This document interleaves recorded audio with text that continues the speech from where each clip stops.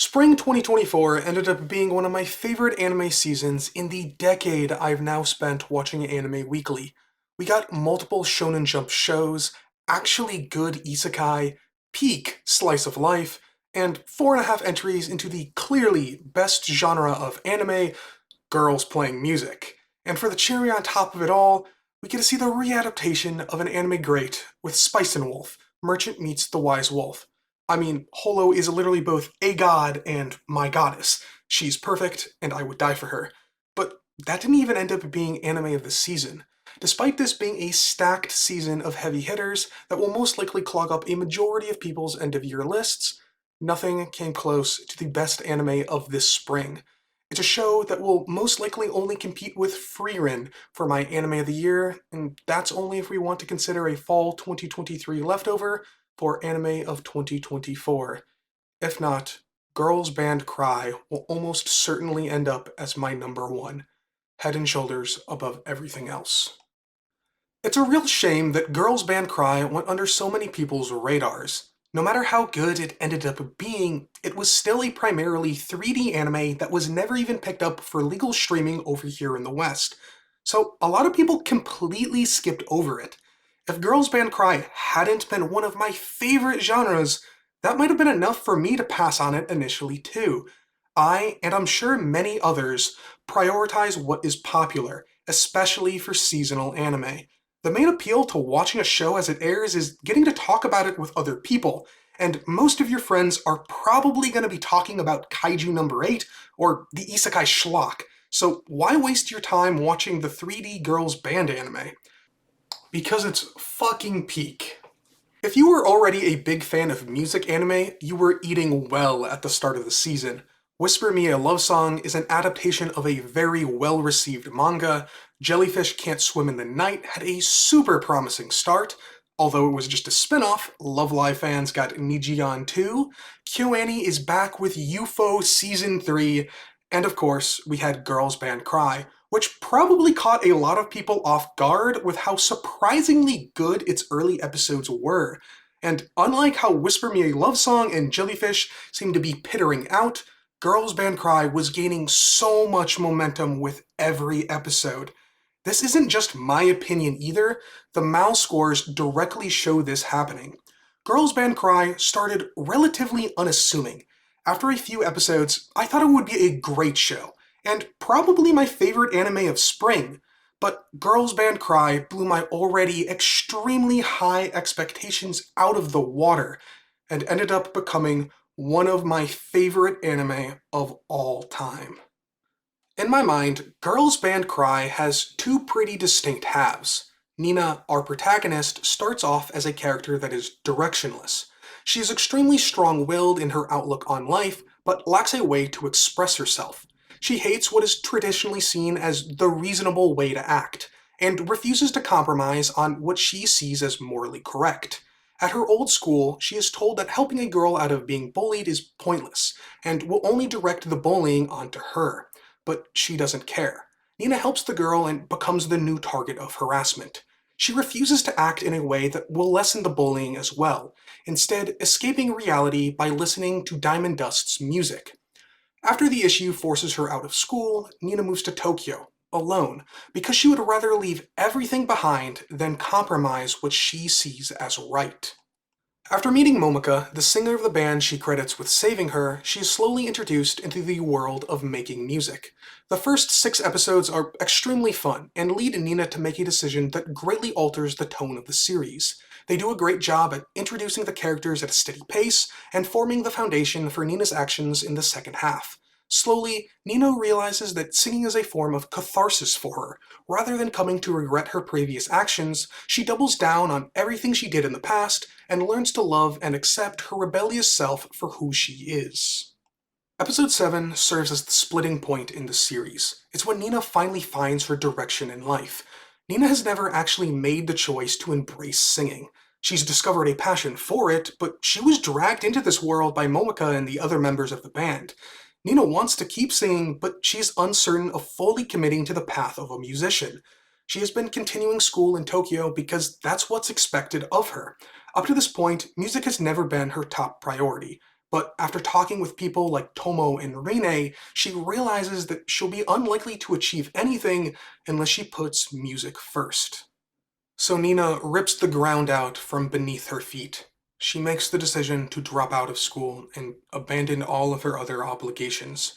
Nina doesn't want any backups. Spending time preparing for failure means you'll be less likely to succeed. You'll never fly standing still, so remove the ground and risk falling. You might come crashing down, but your dreams are worth that risk, and don't let anyone tell you they aren't.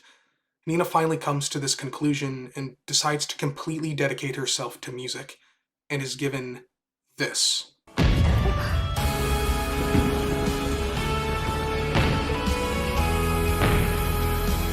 君だ。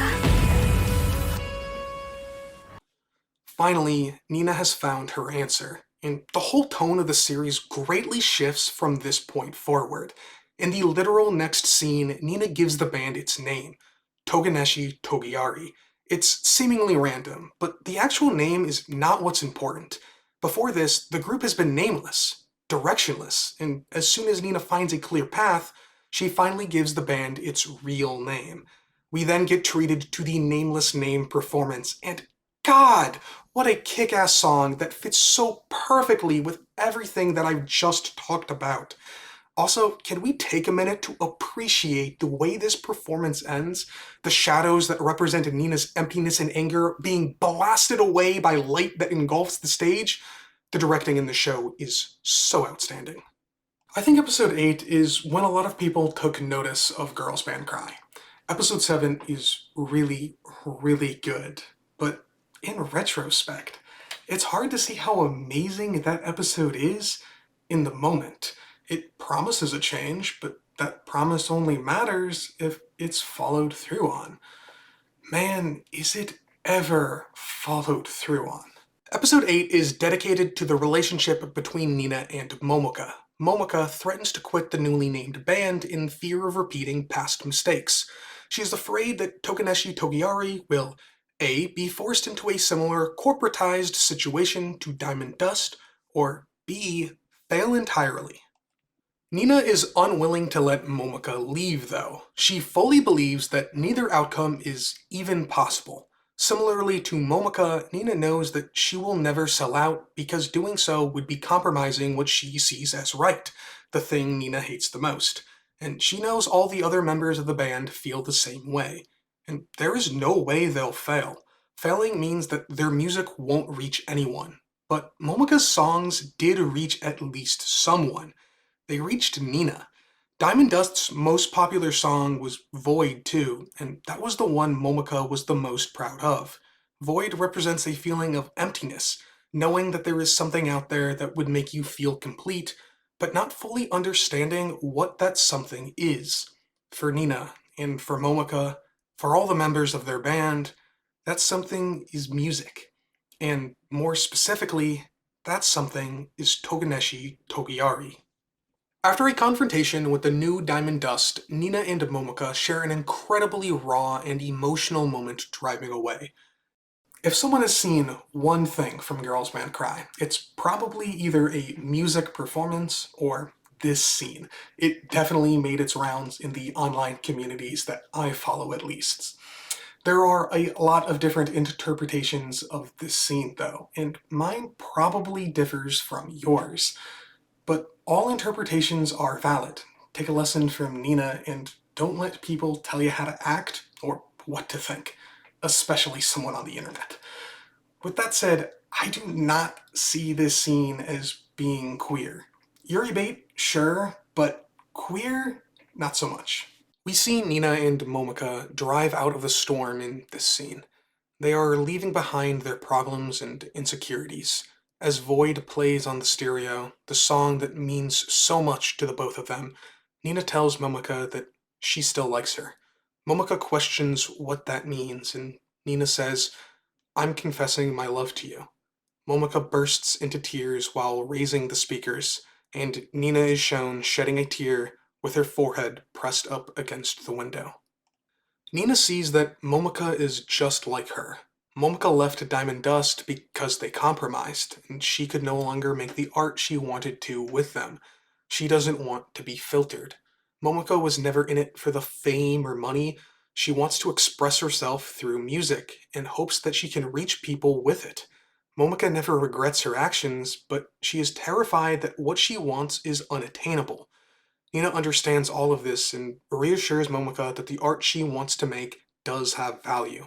Diamond Dust's old songs, Void in particular, saved Nina, and Toganeshi Togiari's songs will do the same thing for others. Nina saying she loves Momoko is Nina saying that she loves the person Momoko is, the decisions she made, and the music she created. Momoko is the person who inspired Nina to become who she is. Nina sees that no matter the hardship, Momoko will absolutely never change. And if Momoko won't ever change, that means Nina won't either. This moment isn't just Nina consoling and reassuring Momoko. It's Nina finally saying that she loves herself. Momoko's actions, feelings, perspective, and dreams are all the same as hers. And Nina loves all those things that the two of them share. Momoko blares Void throughout the van. It's a send-off to the song they both no longer need. The feeling of emptiness is finally gone. If somehow you weren't a fan of Girls Band Cry already, I don't understand how anyone can see a scene this good and not fall head over heels for this show.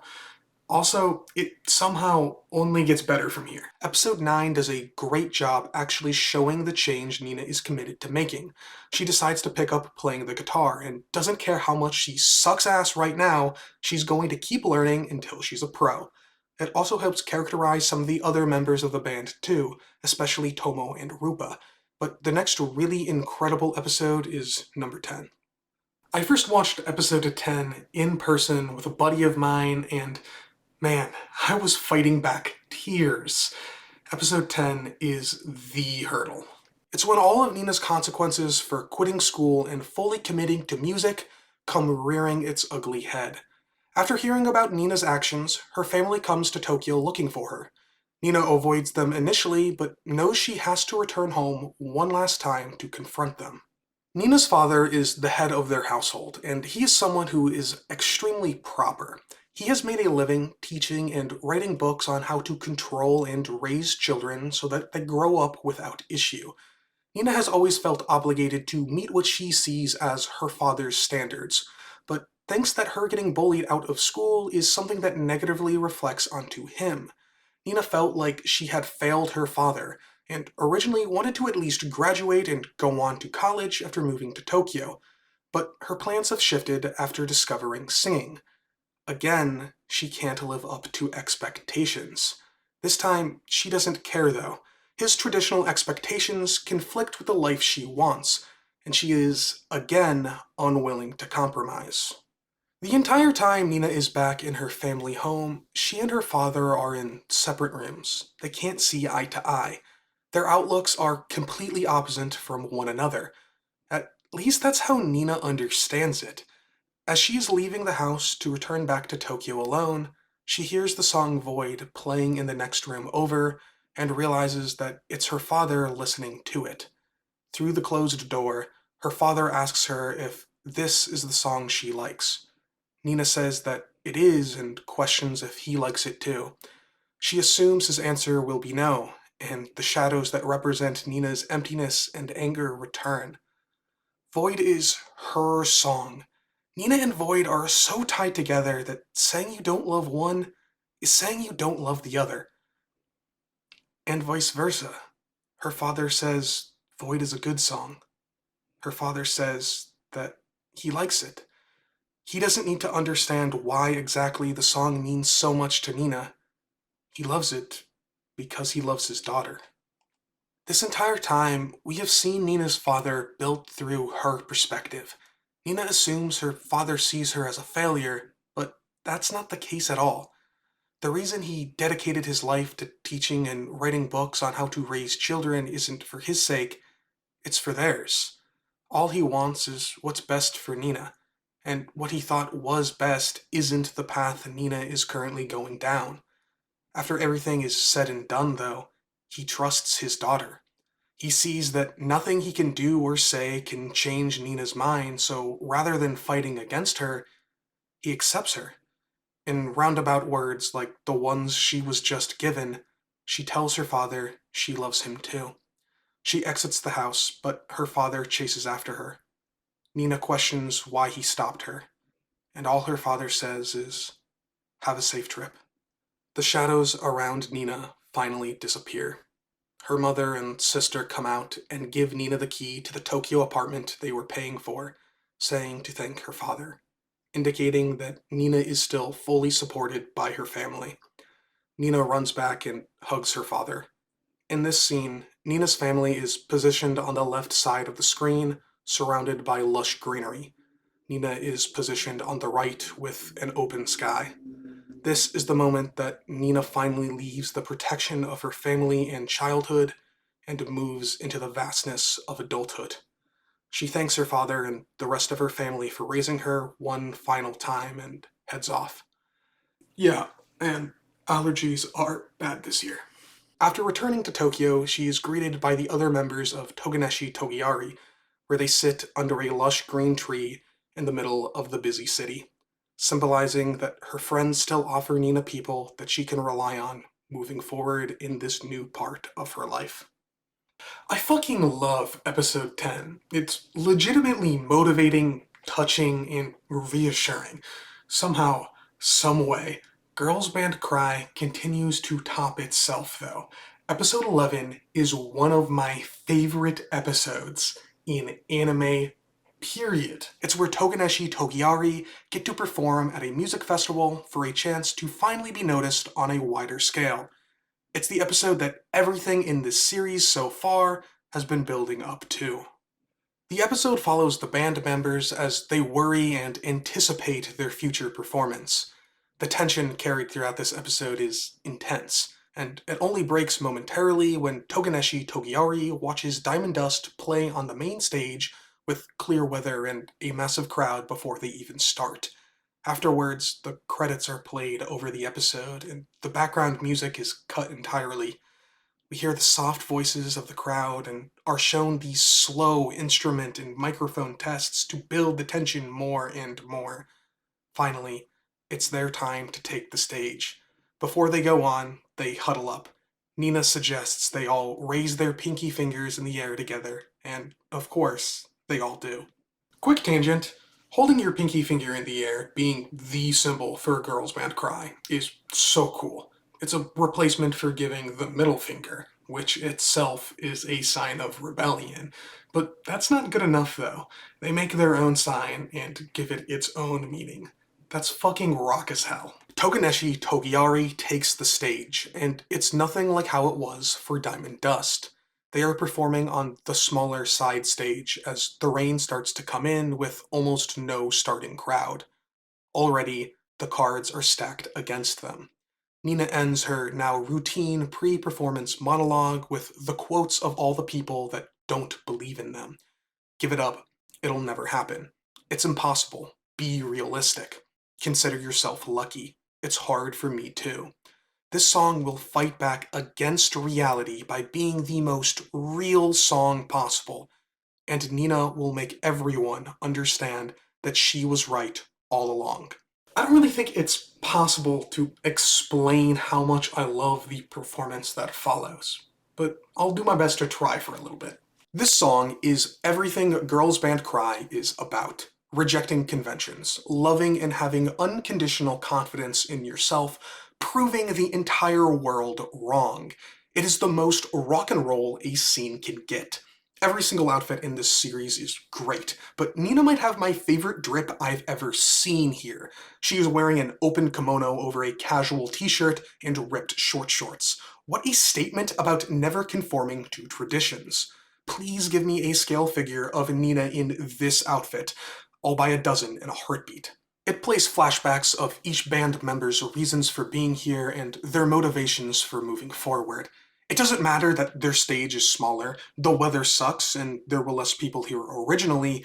They are going to rock so damn hard that they blow away the storm and bring absolutely every single person at this festival to their stage. The lyrics of the song are perfectly fitting, and the animation is absolutely immaculate. There is no way to make something like this with traditional 2D animation. These camera movements are so damn hype, and you can feel the raw passion coming from Nina's voice. Whew. When the song finally comes to its end, the name of the piece is written on screen: Void and Catharsis. Yeah, that's just wrong. I'm not really mad at this error, though. It's not even really a translation one. The words void and emptiness are pretty interchangeable, but void is the name of the song Momika sings with Diamond Dust. Calling it void and catharsis carries very different meaning than emptiness and catharsis. I don't really speak or read very much Japanese. I'm a failure of a weeb, I know, but let me try to explain the name here, because I actually think it's pretty important. A more direct English translation to the name of Momika's song is Empty Box, and emptiness and catharsis seems to be fine, or at least Google Translate says so. These songs do, however, share the same first kanji, that being this one here, and according to Google Translate, by itself means null. The emotion that Momika and Nina felt has changed and morphed. It's been given more clarity. Void is a song that explains a feeling and begs for an answer. It's a song that is used to get through difficult times. Emptiness and catharsis is the opposite. It's a song about getting rid of that empty feeling with something cathartic. It's a solution to the issue. In Nina's case, this is music. Further tying these two songs together is how they greatly impact their listeners. Void was Diamond Dust's first breakout hit, and Emptiness and Catharsis ends up being Toganeshi Togiari's. After the performance is over, Nina tells Momika that she was right. They don't need to conform to make their music reach people. In fact, their songs are able to resonate more profoundly because they don't conform. Toganeshi Togiari's performance of Emptiness and Catharsis is one of the best scenes in anything I have ever seen. It is legitimately a masterpiece. This scene deserves to be grouped in with K-on's Tenchi ni Fureta Yo, Bocchi the Rock's That Band, and literally my favorite scene in all of anime, Haruhi Suzumiya's God Knows. I love Emptiness and Catharsis. I love everything about it. It's perfect. You can't really top perfect, now can you? Well, Girls Band Cry is going to do its damnedest to try. Finally, we move on to the last act. With their performance at the festival gaining so much attention, Toganeshi Togiari lands a contract with a label and gets to graduate on to full-time musician status. With success comes opportunity. Diamond Dust challenges Toganeshi Togiari to a head-to-head battle. However, the winner of this competition will be decided not by the strength of their performance, but instead solely based on which band is able to draw a bigger crowd. Toganeshi Togiari quickly realizes that it's impossible for them to win with how this is all set up, and it seems like the only reasonable response is to turn down the invitation entirely. If they accept an impossible battle, it only risks the band being stuck with the negative stigma of an unpopular band forever.